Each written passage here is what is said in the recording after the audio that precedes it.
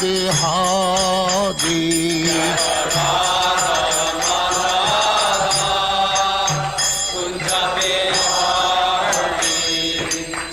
Yashodanandana Brajajana Ranjana.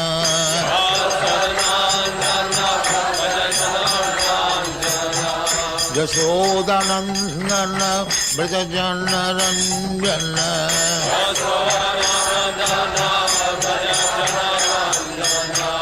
Jamuna Tira Banachari.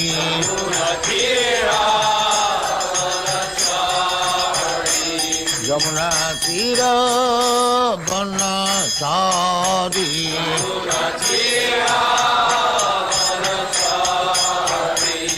Jaya Radha Madhava Kunja Bihari.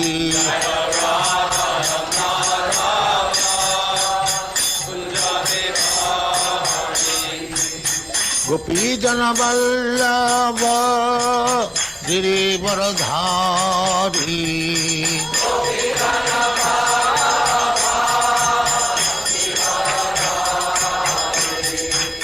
Gopi Jana Vallabha Girivaradhari.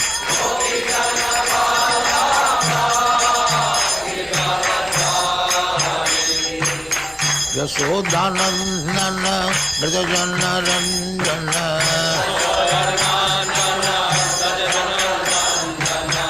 Yashodanandana Brajajana Ranjana.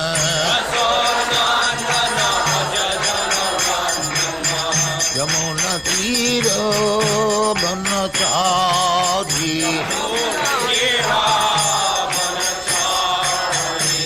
Yamuna Tira Banachari.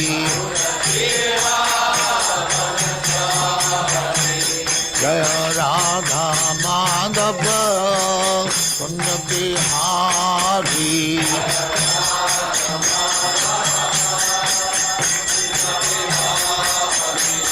Jaya Radha Madhava Kunja Bihari.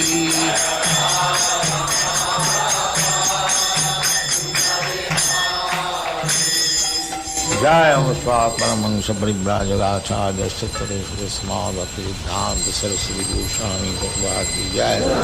Ananta Koti Vaishnava ki Jai. Namacharya Sri Haridas Thakur ki Jai. Prem se kaho Sri Krishna Chaitanya Prabhu Nityananda Sri Advaita Gadadhar Shivasari Gaur Bhaktivinoda ki Jai. Sri Radha Krishna Bhog Gopinath Sam Khand Radha Khand Giri Govardhan ki Jai. Vrindavan Dham ki Jai. Navadvip Dham ki Jai.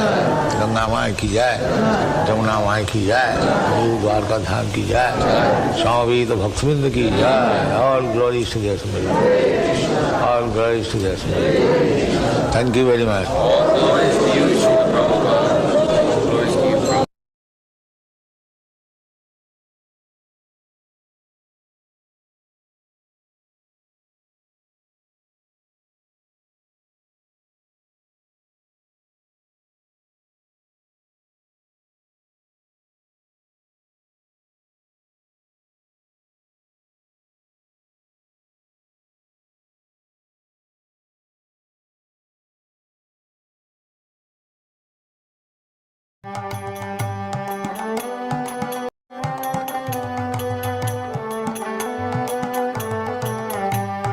Nadia Gojume Nityananda Mahajan.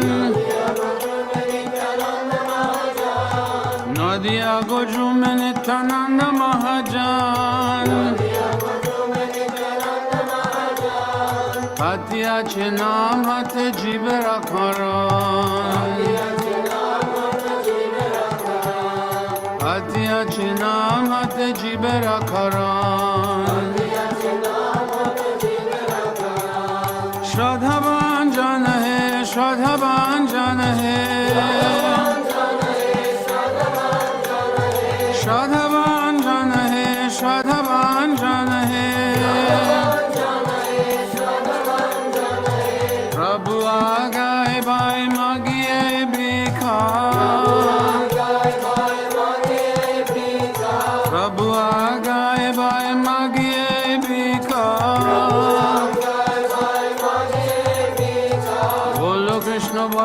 Krishna Goro Krishna Shika. Bolo Krishna Bhajo Krishna Goro Krishna Shika. Aparara Shunna Hoy Loho Krishna Naam. Aparara Shunna Hoy Loho Krishna Naam. Krishna Mato Krishna Pita Krishna Dana Pran.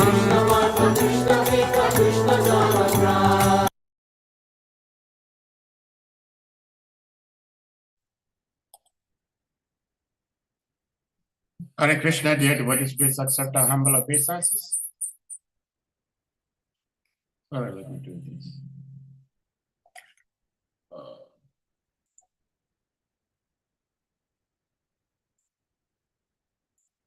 Yeah.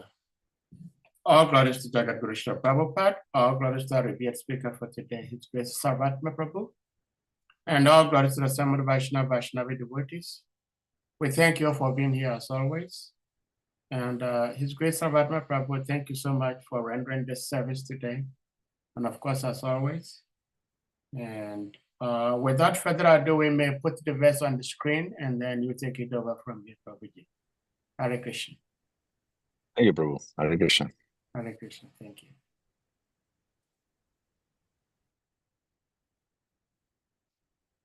Namo Bhagavati Vasudevaya. Om Namo Bhagavati Vasudevaya. Om Namo Bhagavati Vasudevaya.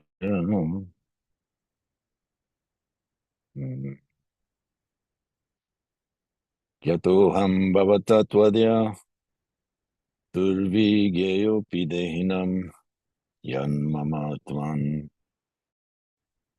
Manyase Yuktam Utandriya Gunatmavi.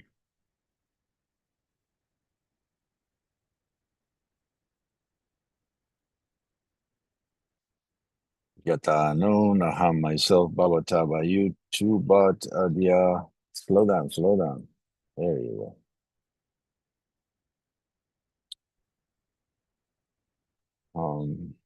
To but adya today too difficult Pigeya to be known api in spite of dehinam for the conditioned soul.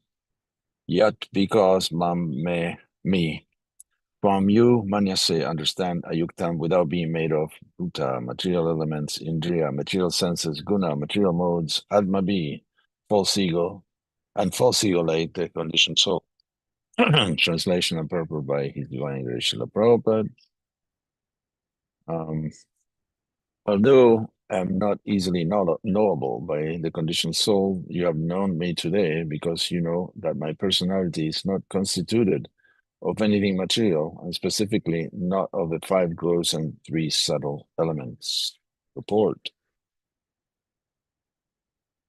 Knowledge of the absolute truth does not necessitate negation of the material manifestation, but understanding of spiritual existence as it is.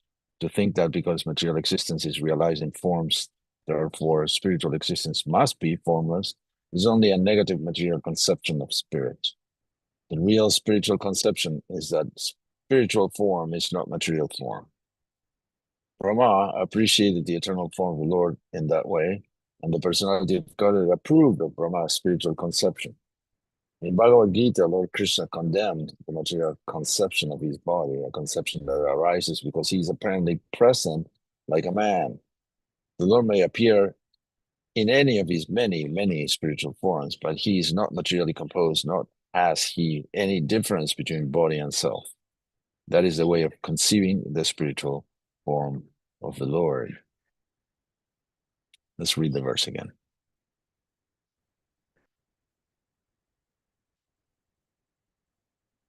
Although I'm not easily knowable by the conditioned soul, you have known me today because you know that my personality is not constituted of anything material, specifically not of the 5 gross and 3 subtle elements. Magyana Timigandasya Ginanjana Shalakaya Chaksugamilitam Jena Tasmai Shri Gurave Namaha Kam Karoti Vachalam Pangum Nandate Girim Yatkripat Maham Vande Shri Gurunja Paranam Paramananda Madhavam Shri Chaitanyam Ishwaram. Vanchakalpatarubhyascha kripasindhubhyeva cha patitanam pavanebhyo vaishnavibhyo namo namaha. So here is Lord Rama speaking, who had a whole chapter of the Bhagavatam dedicated to his interaction with the Lord. In the chapter, there are several interesting things. I mean, if we boil it down, the Bhagavatam is very interesting all around. There's hardly any place where you can read and is not relevant to someone somewhere. So in this same chapter 9, the text 6 says, "My Lord, the people of the world are embarrassed by all material anxieties. They're always afraid. They always try to protect wealth, body, and friends. They're filled with lamentation and unlawful desires and paraphernalia. They avariciously base their undertakings on the perishable conceptions of my and mine, as long as they do not have anxieties." Here is some of the items that cause anxieties. First of all, it's an embarrassment. It's an embarrassment because being in the material world is an embarrassment. Let's say a high court judge goes to a party and gets stone drunk, and he's just somehow or other find his way to a closet in the party that he went to in the house and is vomiting everywhere. He's lying in his own vomit. He's dreaming that he's doing something wonderful, and this high court judge laying in his own vomit and emitting gibberish, words that don't make sense to anybody. If the judge realizes his situation, he'll be completely embarrassed. It'll be something that will scar his subtle body. Well, take a guess where I'm going with this. We are spiritual beings meant to enjoy unlimited bliss with the Supreme Lord in his own abode, being in spiritual bodies, have all the knowledge that is available to us, because it's not unlimited, but is sufficient for our purpose. And we'll never have to suffer a disease or dwindling or old age or death. Well, imagine a being like that being in this world, limping because you stub your toe, or because I have an ingrown nail, or because you stepped on a rock, or because you have a toothache. I mean, it's embarrassing. It is totally embarrassing. We are in the wrong planet, in the wrong body, and that's embarrassing. So what are the items that make us embarrassed and make us anxious too? Because even though we're embarrassed, we don't want to give it up. We are trying to protect wealth, but the wealth is so chanchala, is governed by Lakshmi. So wealth is here today, gone tomorrow. There are plenty of examples of people who have become multimillionaires and then paupers. And these are things that do not satiate the soul anyway. Money cannot buy happiness, cannot even rent it. Happiness comes out of its own accord due to our prior deeds. So if you're enjoying now, it's because you've done something right. If you're suffering now, it's because you've done something wrong. And if you're working on trying to counteract unhappiness and enjoy happiness, you got it all wrong, because your work right now would only alter your future, never your present. The present is a result of the past activity. So wealth friends. Sure, I'm not alone here, where I had very, very close friends that they went in a different direction all of a sudden. And I remember meeting a friend from way back after I became a devotee. We used to have similar interests, cultural, literature, music, drugs, whatever. And then I met him after I became a devotee. Of course, it was kind of early in my devotional route. And he concluded after our meeting in a cafe for about an hour. He said, "You used to be so much fun, and now you're boring." That's what he told me. Now you're boring. Well, maybe I'm boring to him, but because he hasn't moved, because he's stuck in the same groove that he was 20 years before, whereas I have made some changes into my life, progress, and I achieved peace and tranquility and lack of anxiety like he's still going through. So that friendship didn't go anywhere. And some friendships persisted, some new friendships aroused, but now it's all based on the common ground of Krishna being the center of it. That's why it's difficult to make friends, intimate friends with non-devotees, because they don't really get it. They don't understand where you stand, and you're always in motion. Krishna consciousness is never dull or inactive. It's always moving forward, and one may be falling off at some point, but still it's moving. You catch onto the train again. This knowledge, this process is never lost. And Krishna assures us in the Bhagavad Gita that's true. So it's hard to catch up. Same with marriage.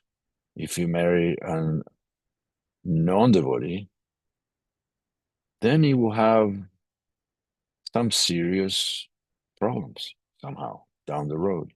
Maybe the person is very favorable. Maybe the person is very respectful. But ultimately, the destinations are different. So you may say, well, not that far apart. But if you send a rocket to a particular planet, and you modify the angle of departure by 1/100,000 of a degree, the rocket won't reach that destination. Will go somewhere else, far away, because the angle is very small now. But once it starts taking an orbit, it will actually diverge from the original route by thousands, tens of thousands of miles, millions of miles if it goes far enough. So that's how our destination is Goloka Vrindavan. That's where we're going. We have to be very precise with the angle at departure and make corrections. So it's always placed on the same route, the same trajectory. So others are, because are guided mostly by the mental platform, they're going to make changes that alter the destination.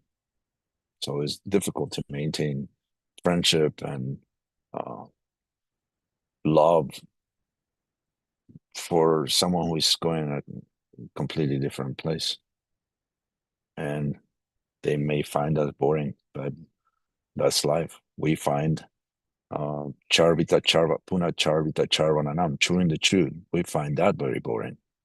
Like you try to squeeze pleasure out of the material world, even there is just a limited amount, and it goes away. It just goes away. It never stays. What happens then? The body. We have to. People are spending so much time trying to protect the body, but the body has obsolescence built in. Just like when you buy a computer, in a few years, the technology is going to be different and your computer is not going to even be able to be updated and upgraded because it doesn't have the software that will sustain that, that will support that. So our bodies have built-in obsolescence, and no matter what you do, in a few years, you're not able to maintain that healthy, young, attractive body that you have, and you will have to deal with something else. When we lived in Santa Barbara, California, it was kind of a changing body experience to go to Trader Joe's, because Santa Barbara is a very wealthy place. Santa Barbara, Montecito, that's where all the actors and directors and writers, they have millions of dollars, they have enormous houses, and they do shopping like, with the other regular citizens. So you see famous people all the time, and they age too. They don't age very graciously. And rich people, they try to stop aging via cosmetic surgery. This is pretty big in California, also in Tijuana, which is on the border of San Diego. So you can see botched any cosmetic surgery is a botched job. So there's some that are better at it, but you still can see it. It seems like rigor mortis is setting in. That someone that has the neck of a turtle that looks like 150 years old, and the face doesn't have any wrinkles, or it's just this enhancement in the body, which is a complete waste of money and time. Because they're trying to stop death, because they're trying to stop old age. We already know that's time. I am, Krishna says, destroyer of all worlds, and that includes the body too. So we can't stop that. So get used to the idea that you're going to grow old, you're going to be sick, you're going to die. But the good news is that we are not the body. So to the degree that we have realized that, and then our happiness won't be derived from the body or the mind, or etc. Krishna says, thank you to Brahma for not thinking that my body's made out of those 5 gross and 3 subtle elements, because it isn't. And Krishna can appear in any of his particular incarnations, appears in a form of a man, because he is a person. Our shape, our persona, our bodies have sense because Krishna has a body. Because Krishna is a person. It's not the same kind of person that we imagine by extrapolating ourselves. Oh, he's smarter. Yeah, he's smarter. How much smarter he is? 10 times, 50 times, 500 times. I mean, we can't calculate. No, Krishna is way smarter. You cannot even make the calculations correctly. So he's grateful that Lord Brahma is not confused and taking him for an ordinary being just because he's embodied. And the creatures in this material world, they are filled with lamentation.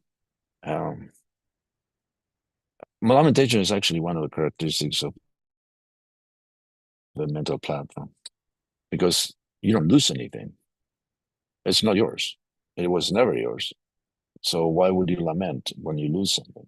And why would you rejoice when you gain something? These things are all borrowed. It's like when you fly on an airplane and they upgrade you to first class. Don't think you always fly first class. You just got an upgrade. Then the next time you're gonna sit right next to the bathroom, way in the back, with all those effluvial liquids and smells coming your way. So we got somehow or other an upgrade. The human body is definitely an upgrade from all the other bodies that you see. And it's just a temporary setup. So let's not get too caught up, either lamenting or, because that's what the mind does. The mind is lamenting, oh, if I could be 20 years old, or if I could have that business, I could have invested in that business that really went well, or if I could, or hankering for things that didn't work out or don't have, or you think are going to make you happy. They're not. They're not. The result is always the same. We should be, that's what one of the Brahminical qualities is, to be satisfied with whatever we have. That is very Brahminical. Brahminical is not like you take 3 showers a day and wave some incense in front of the deities. Brahminical means your mind is fixed in transcendence. Therefore, you can explain it to others and bring others to that platform. Not like you're wearing a chadar over your shoulders and you can recite mantras, perform jagyas. No, a real Brahman, someone who understands Krishna consciousness and can transmit it to others. That's the purpose of Brahmans. They learn, they practice, they teach. We see some devotees who are quite new, and if they wish to remain neophytes, they will do that. They will pretend to be a Brahman just because they learn a few verses and because they dress the part and know all the mudras, but this is not being a Brahman. Being a Brahman means you learn the essence of the scriptures and you can transmit it to others in a compassionate way. Not like, let me show you what I have. It is for your benefit, for the benefit of, by any type of political maneuver, even bad administrations. They don't care. They're above that. They're above that. They're basically anarchists. They do whatever they want, and they can, because whatever they do is for the benefit of everyone. Okay, and also the last few points of just the verse number 6. I thought it was relevant to read some of the previous verses to verse 36, which is for today. So they're filled with lamentation, unlawful desires, and paraphernalia. Unlawful. What does that mean? Illegal? No, it doesn't mean illegal. There are legal things that are unlawful. It's legal to drink alcohol. It's legal to, I don't know, whatever. There are so many laws that are actually unlawful. They're legal, but they're not logical, or they're, for example, I was in 1987. I went to Australia and to visit a friend. I was also giving classes and doing kirtans and so on, but I went to Canberra, the capital of Australia. It's a small place. Took a train from Sydney. And at the time, in Australia, pornography was illegal, except for Canberra, because that's the seat of all the lawyers and politicians. So they wanted to have their porn available to themselves. So even the lawmakers and enforcers they want the exception. They want more concessions than the rest. So pornography illegal in Australia, except for the capital, so the politicians get their fill. Yeah, pretty horrible people that we have to live with. So at the end, the conception of me and mine. So the only way to get rid of his anxieties, get out of this cycle, is to take shelter of the lotus feet of Krishna, which is primordial. is that's what we need to do. Unless we want to be unhappy, even though it seems like happiness is within our grasp. It's the same idea that Mother Yasoda had when she was trying to bind Damodar. She was only 2 fingers, the length of 2 fingers away from tying him. 2 fingers, and it's not like this. It was like this, 2 fingers, this much, very short. But she never could. So we are always 2 fingers away from happiness, but we'll never get it. Can never tie happiness to us. It's only a temporary relief. It is actually equated. The happiness in the material world is equated to relief. It's not happiness. It doesn't have a positive connotation. It's simply the cessation or partial cessation of misery, and we call it happiness. Examples galore. You're hungry, and then you eat a good meal, and you think, I'm happy now. No, you were miserable. You were hungry. Hunger is miserable. You feel pain and ardor boiling in the stomach, and you feel anxious and agitated because you need to eat. So that's type of miserable state. And then you eat and you're satisfied. That's not happiness. That's relief from misery. Or you have to pee. I gotta pee. I can't think. I can't do anything else. And then when you pee, oh, what a relief. It's not relief. It's not happiness. It's just relief from misery. So, or sex. Sex desire is torture. It makes you make so many bad choices and mistakes. People in Kali Yuga, they marry because they're attracted to each other, just like a dog and another dog. And they get married, and then they discover that they can't stand each other. This was bad choice because of misery, and got a little relief, and you thought you were happy. And guess what? There are consequences to that. So any type of pleasure in the material world is basically relief from misery. That doesn't have anything to do with real happiness. Real happiness is to be Krishna conscious. And we are in the process. So there is hope for all of us who try to practice Krishna consciousness. It's difficult, it's arduous, it's a gradual process. It doesn't happen all at once.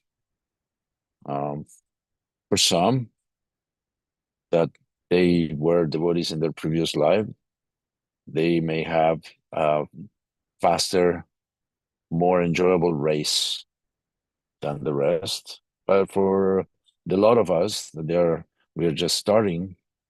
We have the spiritual diaper program, that you're just starting.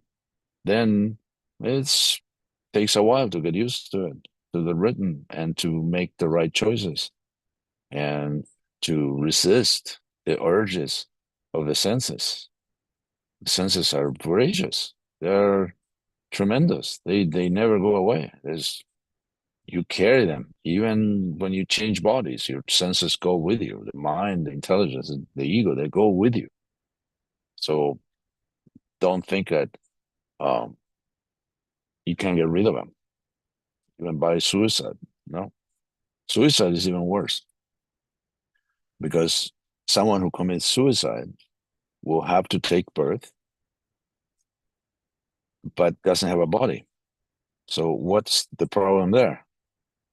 The problem is that you have hunger and sex desire and all kind of other things that haunt you, but you don't have a body to satisfy them. So you're hungry, but you're always hungry. And you're lusty, and you're always lusty. There's no way to satisfy. So you have to find someone with a body in order to satisfy those desires. It's a terrible existence. Terrible existence. Lord Shiva takes care of those poor souls. So there is no. Okay, let's see. We got a note here. Happiness in the material world. Oh, Thank you. That was a quote from me. I thought it was something intelligent. Sorry about that. So there's another verse number 8 from the same chapter 9. Oh, great actor, my Lord. This is great. This is a great way to call Lord Krishna, because Prabhupada said that Krishna is like a dramatic actor. He puts on a play and he dresses up and plays all the parts, and it's wonderful. If you know that it is an act. If not, if you take it seriously, like people take very seriously their life. Like they don't have any room for love, friendship, humor, beauty. They just make it very structured. It's the life of an accountant. Just not nothing against accountant. They're Nice people too. But it's very methodical and rigid. So that's why when we teach Krishna consciousness to others, we have to find those who are they have a certain degree of detachment, a certain degree of knowledge, a certain degree of inquisitiveness. They want to get out of the situation that they're in.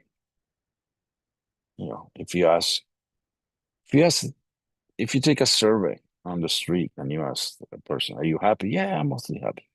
"How about you? Are you happy?" "Yeah." But not really. They're lying to you, or they're lying to themselves. One of the two. So we have to find people. We ask them, "Are you happy?" "Heck no. Heck no." If you don't realize that the material world is a place of misery, you will not make spiritual advancement, and that's a fact. If you think you're okay, why would you want to move?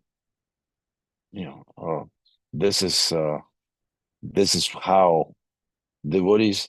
So devotees, in one sense, you can say devotees are the most miserable people you will ever meet, because they were so miserable that they had to join the Hare Krishna movement to get out of it.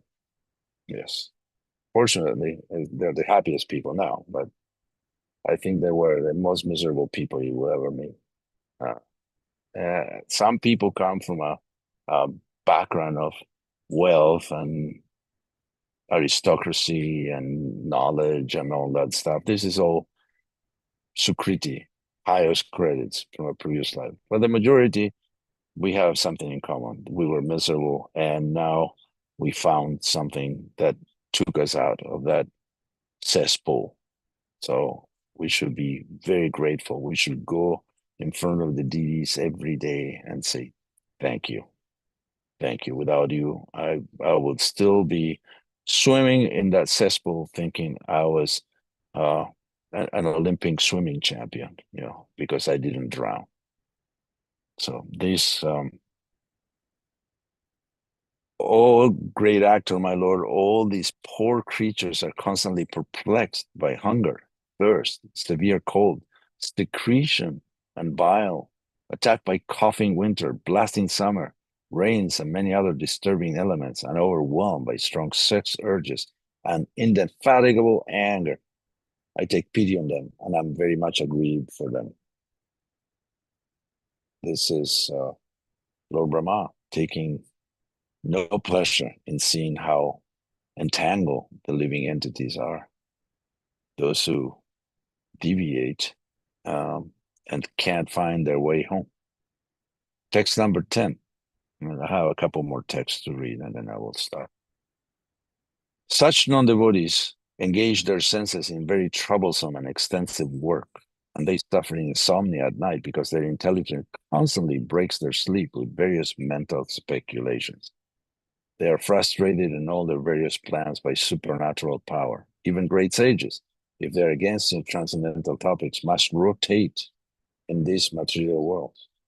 So here are some of the most difficult barriers that this world has to offer.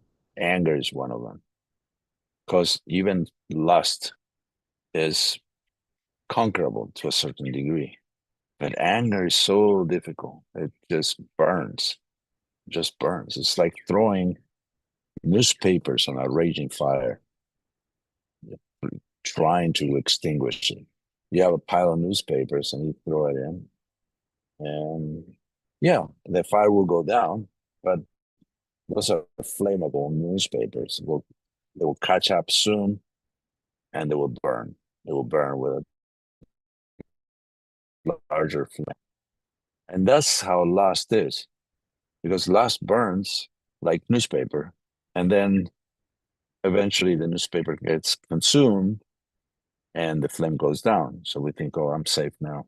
No, there's a daily lusty newspaper for you that will be burned every day. So and then what is the consequence of lust is anger. Anger, which burns even higher at a higher temperature. So it's like lava, it's thick, whereas lust burns like wood. Anger burns like lava. It's literally very difficult to cool it down once you let it burn. So these are the thoughts of Lord Brahma, who is thinking for people. Because Lord Brahma is very intelligent, and even though he may be afflicted by the similar vicissitudes of this world, he is very intelligent, so he can deal with it. Intelligence, Prabhupada says, like this with the super soul. And Lord Brahma actually has access to vision. So he is actually in a better situation, in better shape. And he's a devotee too. Not like he got a pass. No, he's a devotee. He knows his position. We're all subordinate. No matter how many heads you have, if you have one head, you have 4 heads, or you have 1,000 heads, they should all hit the floor when you are in front of Krishna. That's the purpose of a head, is to pay obeisances to the lotus feet of the Lord. Text 15.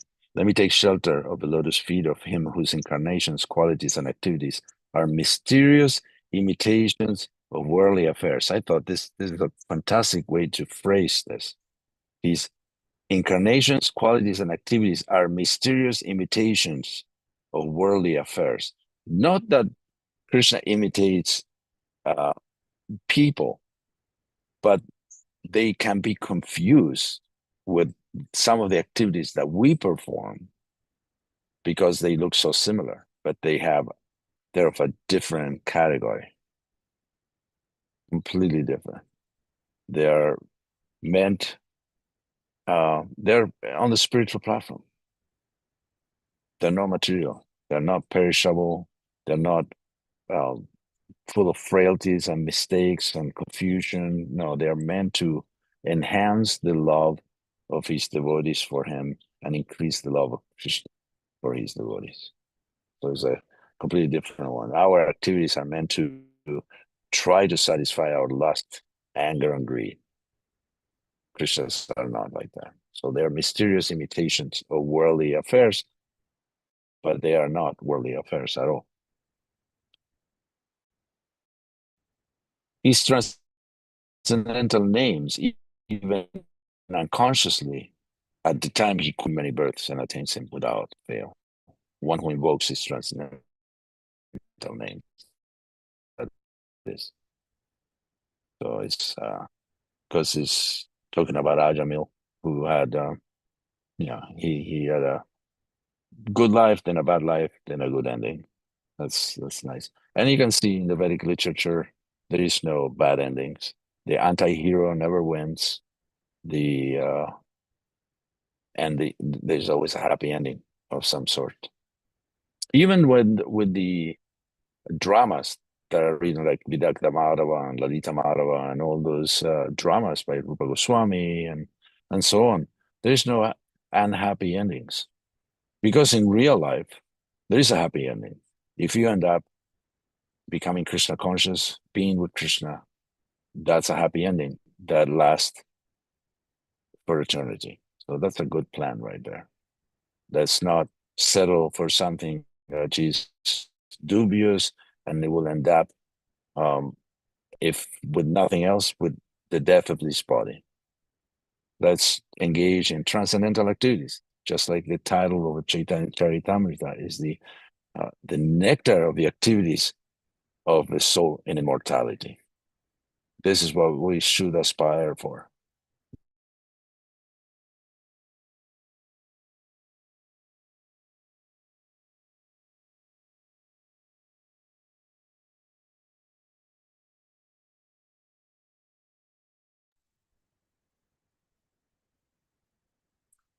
Hare Krishna. Dear devotees.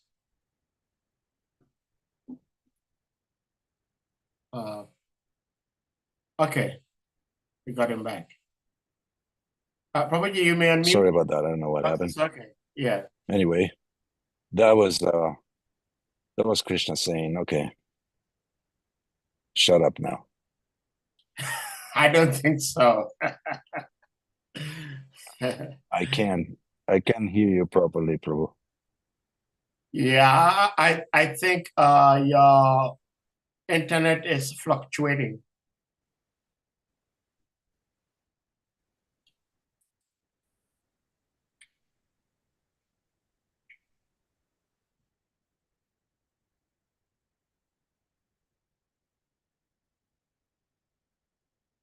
Can you hear me? I can hear you. I didn't hear what you said last time. No, I said it seems there was fluctuating of your connection. Yeah, I am. Unfortunately, I had to be outside the house because, as you know, Yes.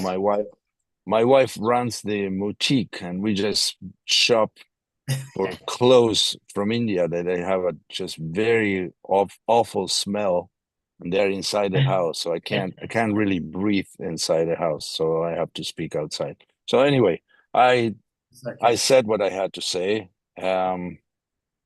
Let me just finish reading the text. Number 20, my Lord, you accept the pleasure of sleeping in the water of devastation, where there are violent waves, and you enjoy pleasure on a bed of snakes, showing the happiness of your sleep to intelligent persons. At that time, all the universal planets are stationed within your abdomen.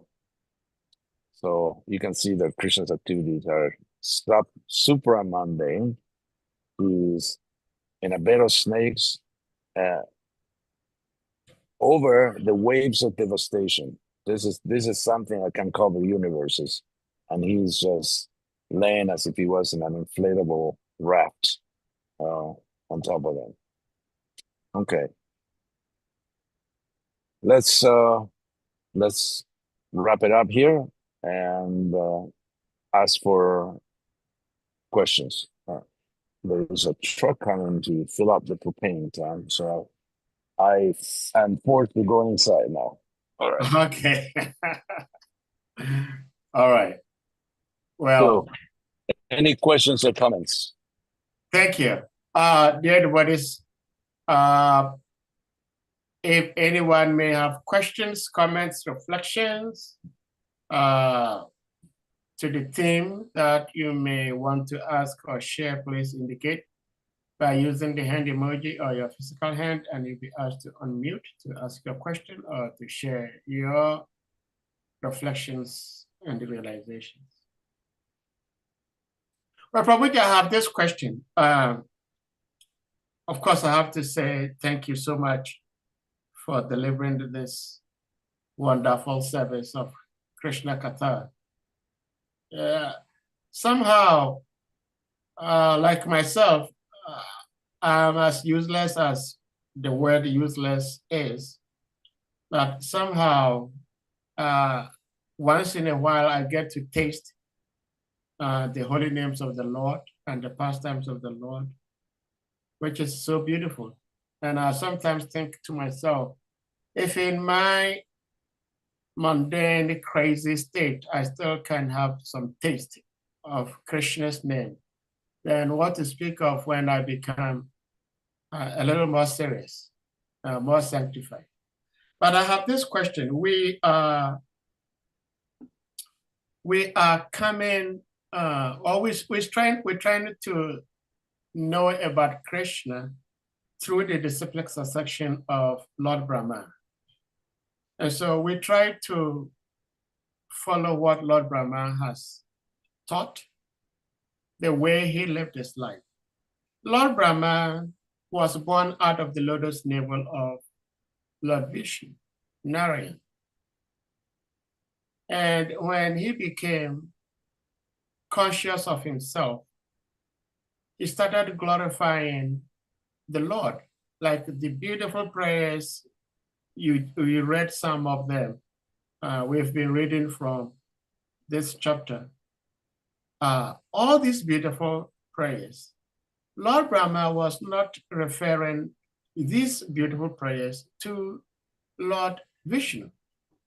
He was addressing these prayers to Sri Krishna. So my question is, why would the secondary creator, Lord Brahma, address all these glorious praises to Lord Krishna, Govinda, when Lord Narayan is right there speaking with him, knowing that he is the source of him? And I'm asking this question because sometimes I am talking to you, or maybe you did something very wonderful for me. And instead of praising what you did, I said to myself, you were able to do what you did to me or for me because of your guru. So I start glorifying His Holiness Sri Dhananda Swami Maharaj, instead of glorifying you who did the good thing for me. So this is my question. What are we to learn from Lord Brahma's relationship with Lord Narayan and Govinda? Well, okay, I can only give you my 2 cents on the matter. And as far as you being useless, you will never be as useless as a motorcycle's ashtray. So you can only be number 2. The fact that Lord Brahma addressed the Supreme Lord, first of all, Lord Brahma is the one who composed the Brahma Samhita. So he had a pretty good idea of who his boss's boss was. So he, if you glorify my spiritual master for something that I did and I get upset, that means it's my false ego. It's not me, the soul, because praise is a very is a knife with double edge. You know, just taking credit for something that someone else did. Like I've seen once, there was a Swami. I'm not going to mention any names, as tempted as I am, that he had a devotee. He recorded a tape at that time. There were no CDs of music, and he had a devotee who I knew play keyboards, electronic keyboards, and he was very good. He was a very accomplished musician, and he asked the devotee if he could just, if this Swami could put the credits in his name, like meaning that he was the one playing the keyboard, even though he didn't. So this is called false ego 101. So we cannot take credit for something we didn't do. We usually take credit for all kinds of things that Krishna arranges for us and others do. So the fact that Lord Brahma went directly to the source, to his boss's boss, I don't think his boss was going to be upset. You know, Lord Vishnu is not upset. Lord Vishnu is very much conscious of the source of everything. Swayam Bhagavan. So I don't think it was stepping over heads. It wasn't like, you know, hey, wait a second, talk to mid-management first, and then you can go up to upper management and then talk to the secretary and see if you guys get an interview. No, this was the same company run by the same family. So it's okay. If you talk about the boss, the boss's boss or someone else. It's all within the family. So I don't think it was any misstep by Lord Brahma. He knew where everything came from. And Lord Vishnu doesn't have an ego problem that has a hard time accepting that. He's happy that someone recognizes it. You know, like when people come to our home and said, oh, you know, that altar is amazing. You know, the way the deities are and how they are dressed and so on. And I could say, thank you. Or I could say, that's my wife's merit. And I actually derive more pleasure of giving her the credit because it's hers. It's not mine. So even though I do accept and I appreciate, I don't say, no, I did that. So I don't think there is a, I don't think there is a problem with that. If someone offers praise to your wife or to your children or to Krishna, I don't think you will get upset. You will say thank you. You know, that's very nice of you to recognize that. Well, Prabhuji, thank you for the response. I think, of course, Lord Narayan would not take any offense against Lord Brahma addressing all the glorifications to Govinda. I mean, between Narayan and Krishna, they are okay. But I'm thinking of Lord Brahma himself, like in the case of like me and you and your precious Gurudev. I'm thinking that it is also necessary for me to acknowledge the immediate help. I mean, the immediate source of the help that I have gotten. And just like Sri Prabhupada said, I mean, yesterday was Sri Bhaktivinoda Thakur's disappearance day. I remember there was a time a couple of devotees or one devotee was in a very pleasant mood and he was having a conversation with Sri Prabhupada. And he said to Sri Prabhupada, this disciple of Prabhupada said to Prabhupada, one of my favorite books, one of my favorite authors is Bhaktivinoda. And Sri Prabhupada corrected him that no, his books may be very nice for you, but it must be your guru, your immediate guru. In other words, Sri Prabhupada was trying to say that we cannot jump over. So even though I know that my guru is helping me by the mercy of Sri Prabhupada, but if I do not give him any recognition, I go straight to Prabhupada, how would that mean? I mean, my guru will not feel any upset that I went straight to Prabhupada giving him recognition.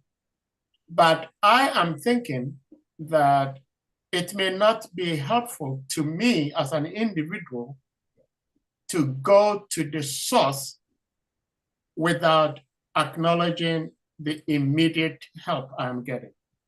What do you think? Well, it depends who the person was that was talking to Prabhupada, first of all. The instruction is not the same for everybody. When somebody told, when an Ayurvedic physician told Prabhupada, you know, you should eat this and this and that, this is good for you and this is bad for you, Prabhupada is not going to argue, or, you know, but when Satswarup Maharaj said, I'm not eating sugar, you know, because it's bad for you, and Prabhupada wanted to give him a particular lesson, he said, here, put sugar on a plate and say, you eat it now. So it is a different lesson for different persons. So this particular devotee who knows what intentions were, maybe they were saying, he was saying, you know, I think we should, it's nice to read your books, Prabhupada, but it'd be nice to read your predecessors too. And At the time, again, when Prabhupada left the planet, there was no one that had been initiated for more than 11 years. Yeah. That is very, very tender and young Yeah. in Krishna consciousness, 11 years. Yeah. It may seem like a long time, but no, not really, especially because they were young people. Your cerebral frontal cortex is not developed until the age of 30, I think. So obviously he was dealing with slightly retarded people joining his movement, young, impetuous, passionate, ignorant, and they didn't know one thing from the next. They didn't have any etiquette. If it wasn't for Prabhupada, we didn't know how to cook. We didn't know how to clean ourselves. We didn't know anything. So Prabhupada was probably giving a particular lesson to an individual, like, this is a step over, it's above your pay grade. Just cool down and read what I'm writing books for you. Why would you do this? Whereas you've been in the movement for a little longer, and you read all the books, and there are more books available that are bona fide, then yeah, sure, go for it. And you can say, my favorite author is whomever. But in this particular case, we have to judge every individual instance. You can't just put a blanket over and say, this is true for all times, for all people. Not like that. Prabhupada dealt very differently with one person or another person. So it's not justice to Prabhupada to say that instruction was meant for everybody for all times. That's my opinion. Well, thank you. I think Shumara Prabhu has signed up, but what you said reminded me of, I don't remember who it was, but there was one devotee who spoke here some time ago on this platform. And he said, Srila Prabhupada, of course, had warned all his followers to stay away from Gaudiya math literatures. But there was this particular devotee, Srila Prabhupada said, you can read their books. So I kind of agree with what you just said. Shumavara Prabhu, please, you may unmute.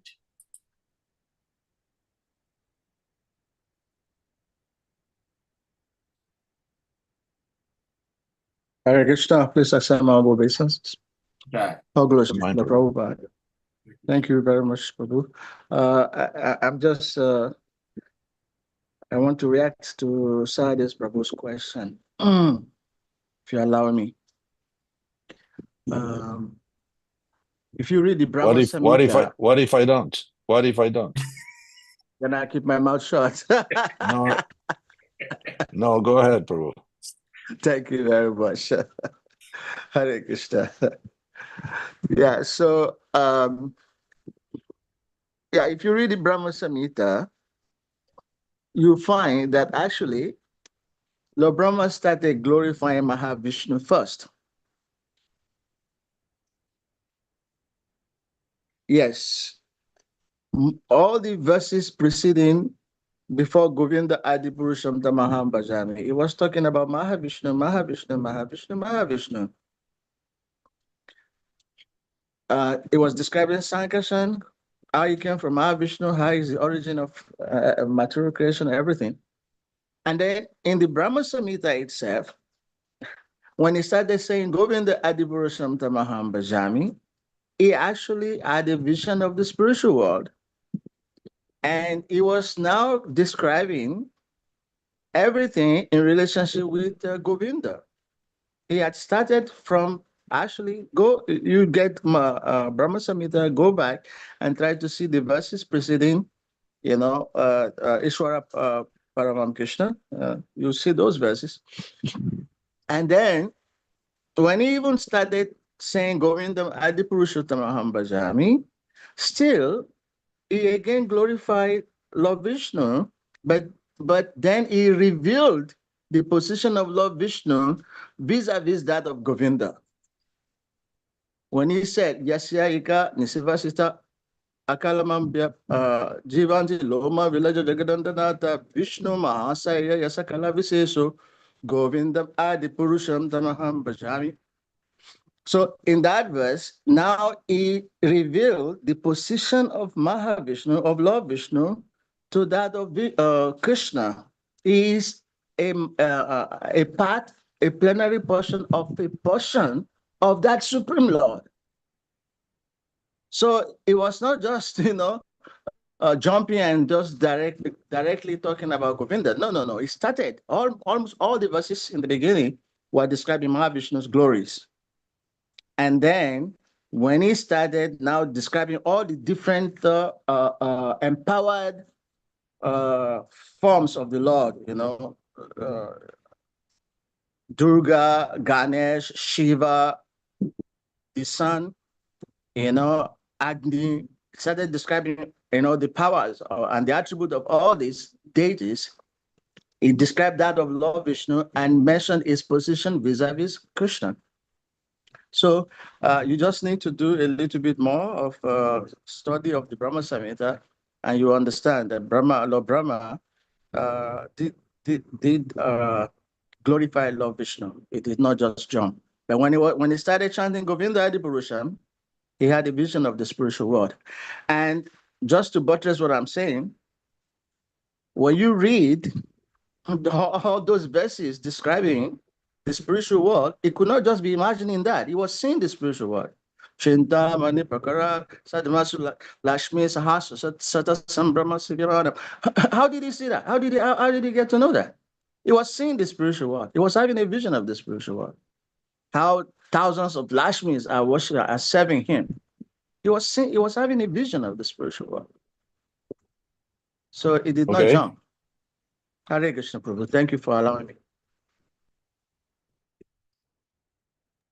Thank you, Prabhu. However, there is always a however. So, however, the first verse of the Brahma Samhita, Ishvara Parama Krishna Sachitananda Vigraha Anadiradir Govindam Sarva Karana Karanam. Ishvara Parama Krishna, not Ishvara Parama Mahavishnu. So there is Krishna. First thing. Anadir Adir Govindam, not Anadir Adir Narayan. Govinda, just twice there. Sachitananda Vigraha, obviously, that applies to all of them. And Sarvakarana Karanam. So that's another one for Krishna. One for Krishna. So I say out of the four, three are for Krishna, one for, equal. One is a tie and three are for Krishna. So yeah, he talks about Mahavishnu, but he started right. Ishvara Parama Krishna, there is Krishna. So, and Adir Govinda, definitely Govinda, not Mahavishnu, not Narayan. So Lord Brahma, he's smart. He's smart. He even before he started talking about Mahavishnu, he knew, first things first. The source of all creation, Sarva Karana Karanam, goes first. There you go, Imam Varaha Acharya Prabhu. Well, Shri Sarvatma Prabhu, On the mode of goodness, real knowledge develops. Shri Varaha Prabhu, thank you so much for the input. But I was just about to make a comment just as His Grace Sarvatma Prabhu made. Because, yes, Lord Brahma talks about Narayan, Shankarshan, Vasudev, the Chaturvyuha, but it was after he had addressed Govinda. And even though he was addressing Mahavishnu, but it is because it was in a relationship to Krishna, Govinda. So, well, I mean, what you say makes sense, but at the same time, I believe, just like Sarvatma Prabhu was saying, that Lord Brahma's initial address was to Govinda. But in fact, the reason I ask this question is because I have observed that in our movement, sometimes we do not tend to pay much attention to the immediate helper, which I think is improper. Because even though we know it is Krishna who is doing everything, but Krishna works through other people. And so I think we should also have at least the decency to recognize and appreciate that this individual or this being made himself an available tool for me to get this benefit. But if we don't, then there might be a problem. Yeah, Yeah, can I say something? Yes, please, Prabhu. Thank you for that comment, Prabhuji. Yes, you are correct. But then when we're talking about Brahma Samhita, that is the one known to us. That is the one known to us, the one that Lord Chaitanya was able to discover. So we knew that that was chapter 5. So there's been some discussion, not that I know, not that I know, but from the Brahma Samhita, we can deduce that when he started saying Ishvara Paramam Krishna, he has now he is beginning to describe an hierarchy, the spiritual hierarchy. Okay? Because just after that, the verses that follow that from text 11, I think, or from text 10, it started describing Mahavishnu, starting from describing Maheshwara Sambhu, how he's, a part of Lord Vishnu. Text 11. Then, from 10. Okay. From 10, it mentioned that the person embodying the material causal principle, the great Lord of this mundane world, Maheshwara Sambhu, is the form of the generating organ. Is joined to his female consort, the limited energy Maya, as the efficient causal principle. The Lord of the world, Mahavishnu, is manifest in him by his subjective portion in the form of his glance. So he started from there. And from that moment onward, it was just describing Mahavishnu, Sankarshan, Mahavishnu, Sankarshan. So when he started with Ishvara Paramam Krishna, at this time, Lord Brahma is beginning to describe the spiritual hierarchy. And that is actually what the Brahma Samhita gave us. The hierarchy in the spiritual realm of the different manifestation and the different deities. That's what I deduce from this. I have not seen chapter 1 or 2, 3, 4 of Brahma Samhita since it's not revealed to us. But we can deduce from the way he made his presentation that it was actually talking about some subject matter up to the point that he started now revealing the spiritual hierarchy. Please forgive me, that is just my deduction. But the fact that he actually spoke a lot about Mahavishnu later on convinced me that it was not just talking about Krishna directly, but he wanted to reveal the spiritual hierarchy. So he started from Krishna, Ishvara Paramam Krishna, and then he started describing the different manifestations. But he made a lot of statement about Mahavishnu. Thank you. Maybe when you get to the spiritual world, you can shoot us an email and see about the first four chapters. Because it could be, again, it's my speculation, but just because the verse Govinda Adipurusham Tamaham Bhajami is repeated throughout the 5th chapter, and we have no reason to believe that chapter 1 or 2 or 3 or 4 are going to be any different, or that the first verse, Ishvara Paramakrishna, could be the opening for every chapter. Like sometimes things could be like that. But in any case, it's neither here nor there. It's all good. We are rooting for the same team.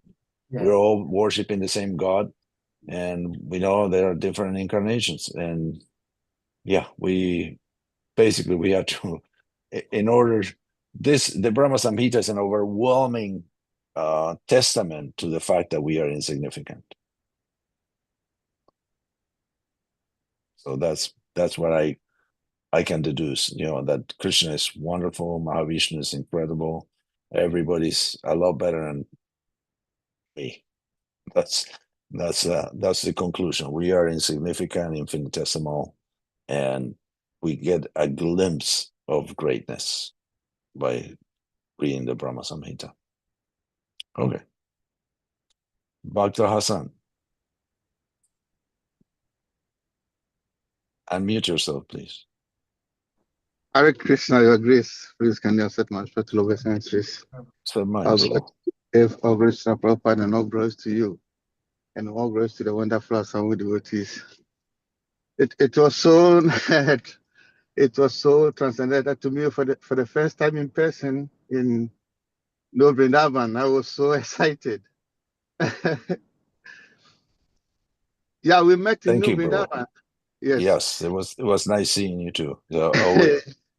All I know about you is an 1.5 by 1.5 picture. So, Hare Krishna, thank you for the wonderful class. I'm not be able to digest all, but I have one question I want to ask.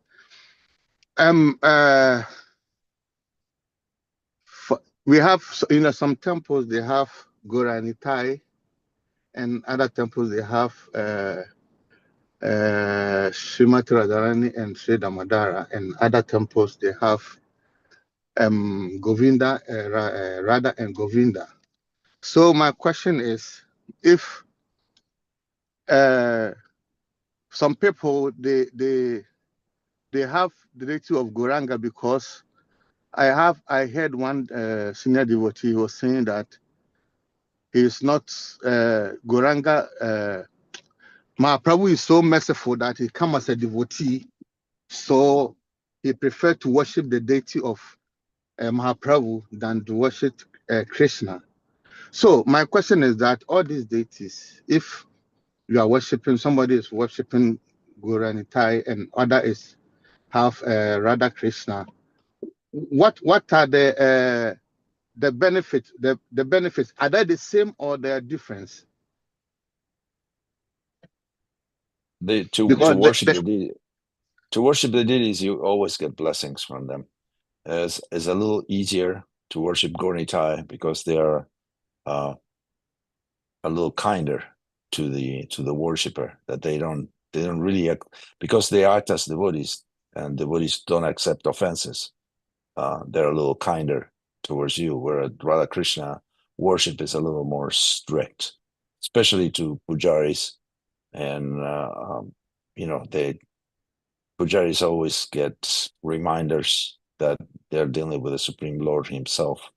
And when they worship Gornitai are more merciful. So even if the offering is late, I'm not suggesting anything, especially to you Africans that are late for everything, but the offerings are late, or the cooking is subpar, it's not the best. Instead of offering samosas, you offer fufu.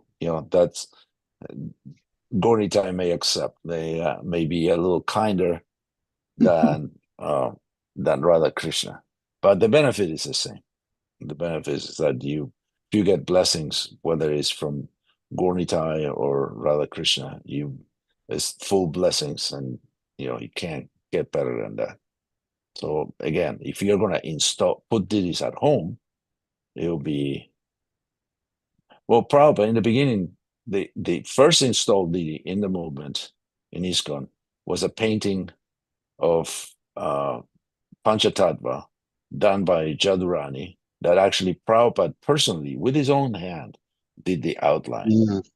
And then Jadurani completed. That's That's the painting that was the first deity in the movement. It was installed with a ritual and everything. And of course, they used to take that deity on a palanquin on Harinam. So everybody could see Panchatattva, very merciful. Of course, you're not supposed to take these of Radha Krishna out. You can take Gornitai, but Radha Krishna are a little more. But there is enter Vishnu Jan Swami, who took Radha Damodar, the ones we have here in Gita Nagari. He will go to Balboa Park in Miami and put the deities right on the altar, right on the park, and start chanting, and people will stop and start crying. It was, and Prabhupada didn't, and then he put them on a bus. You don't do that with Radha Krishna.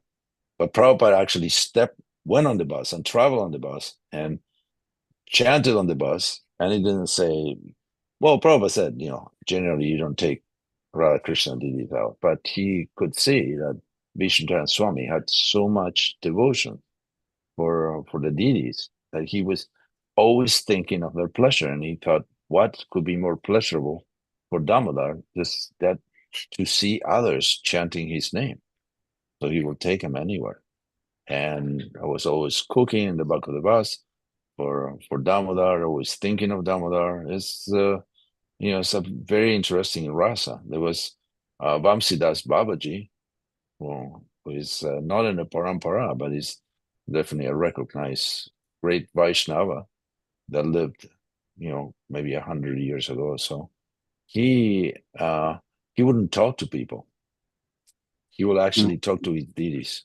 So even when you ask him a question, he will require the answer from, basically ignore you and talk to the deities. And then if you were listening, you could actually summon the answer that the deity was given to him by his dialogue. So there is, when you have that kind of relationship, almost symbiotic, not in the sense of merging, but in the sense of they're so personal and so intimate, then it won't make a difference. But in the meantime, for us apparatis and offenders, that we chant poorly and we make mistakes and we are not completely clean in body, mind, Gornitai will be a safer situation. So if somebody opens a center, they should put a picture of Panchatattva. If they want to make it a little, go another step, then Gornitai. And if they want to go further, Jagannath, Baladeva, Subhadra are very, very kind to the mlechas. And if you want to go full on, Radha Krishna. In the temple in Kiev and Ukraine, I know because I've been there so many times, the regional secretary, Achyuta Priya Prabhu, took me to see. They had very nice large Gornitai deities for many years, and he took me to see two crates in one room that they were Radha Krishna, very large Radha Krishna. And I said, you're going to install them? He said, I had them here for about 10 years until I get at least 20 Brahmins that they're ready to commit themselves to worship them. No, we are not going to install them. Eventually, somehow or other, it happened. It happened. A couple of years later, he had 20 Brahmins committed, and Ukraine, very difficult with the war and so on, but somehow or other, now they have installed Radha Krishna deities. Very beautiful. But yeah, that's how it is. It's a serious commitment. It's like, marriage. It's not like until I don't like you anymore. It's until one of us dies, and hopefully not at the hands of the other person. Yeah. Well, thank you so much, Prabhuji. And Dr. Hassan, thank you so much for the question. Hopefully, if things go as planned, this week may be the last week we're going to call on the name of Dr. Hassan, because I understand he may be receiving initiation this weekend. And so, Wow. yes. So It's because of your blessings and your mercy. after this week, Dr. Hassan may no more be in existence. So, Prabhuji, in fact, thank you so much for rendering this service. His Grace SARVATMA Prabhu is always so blissful, graceful to have your association, to hear you speak. I always say that, of course, because I'm from Africa and I'm now in the US, I know the differences between the educational system in Africa and that of US. In Africa, we have teachers.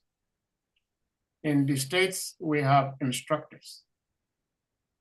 So we have In the States, in the States, you have Google. Oh, we have Google. we have Google and Alexa. That's correct. But there are some devotees who speak and they teach. They do not just, like, excuse me, say, parrot talking. So they bring practical life experiences to help us understand the scriptures.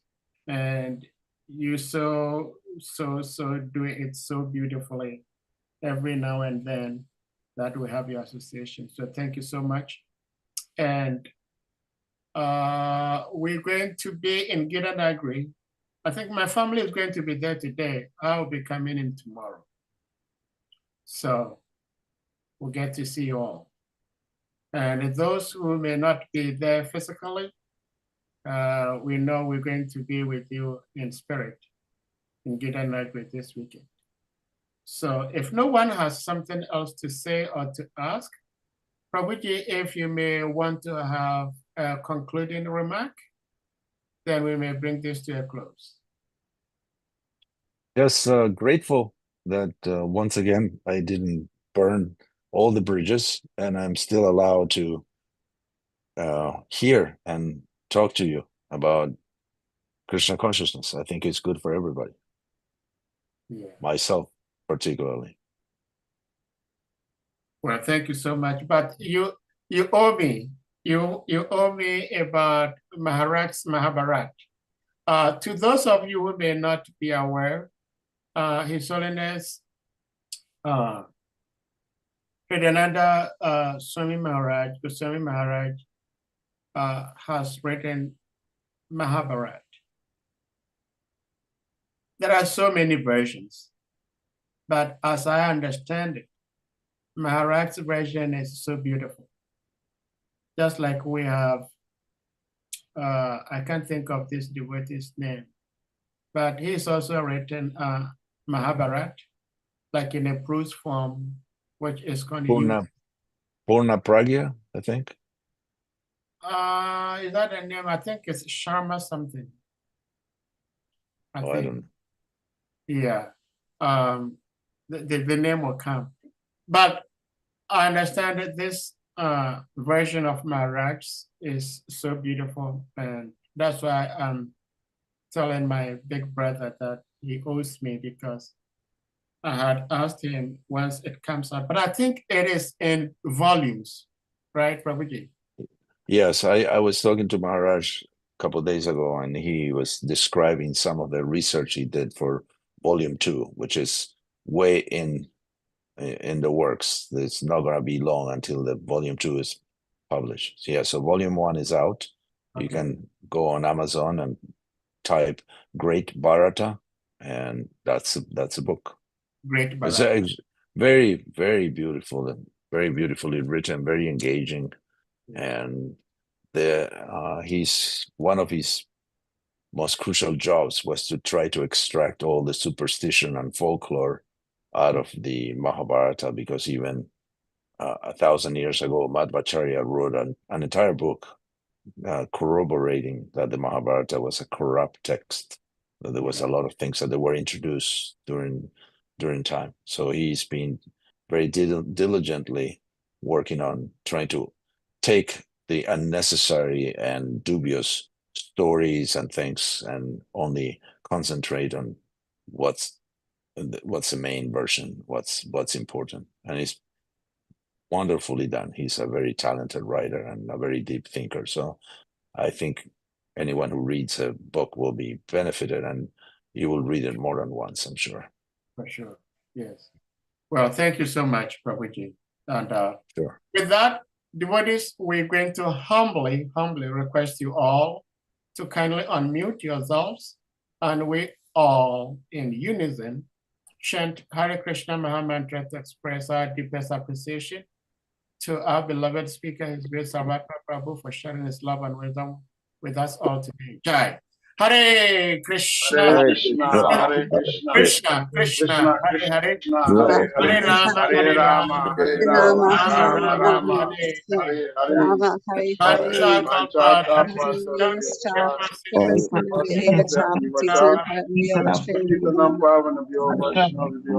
Namo Namaha. Ananta Koti Vaishnava Vrinda ki jai. Prabhu ki jai. That cacophony of voices sounds exactly like when I chant japa, like inside my head.